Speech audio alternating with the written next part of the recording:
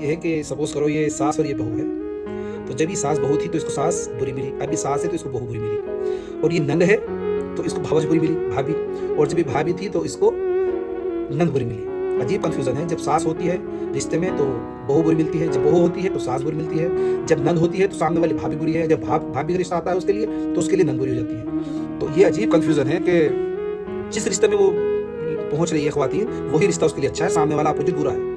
तो ये खामी है, ताली एक खास नहीं बचती, दोनों हाथों से बचती है, दोनों की ही कमियां होती हैं। लेकिन हमें इससे बचने के लिए एक दूसरे से बैठ के बात करनी चाहिए, मुनासिब वक्त देके और बात करें।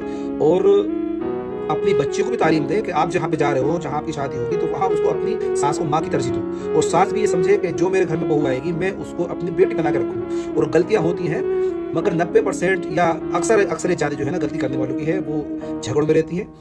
कुछ औरतें हैं जो सब्र भी करती हैं और इन मसाइल से दूर भी हैं और घर को सही तरीके से लेकर भी चलती हैं, लेकिन अक्सरियत ज़्यादा है।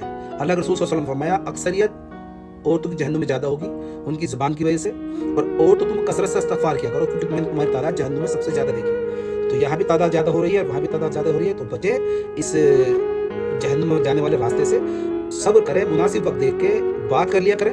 लड़ाई के लिए ना बैठे, सिर्फ बात करने के लिए बैठे, मसले का हल होता है। आपके पीछे एक मर्द है जो आपका बेटा है और आपका शौहर है। तो अगर आप उसको नज़र में रखेंगे क्योंकि वो कमाने वाला है, उसने कमाना छोड़ दिया तो आप फिर पेट के लिए रोएंगे।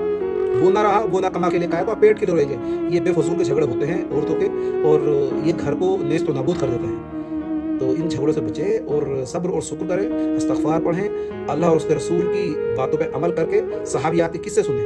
आपकी बेटियां हैं, आपकी बीवियां हैं और बहुत सारी दीगर सहाबियात हैं, उनके किस्से सुने और बच्चों को भी बताएं।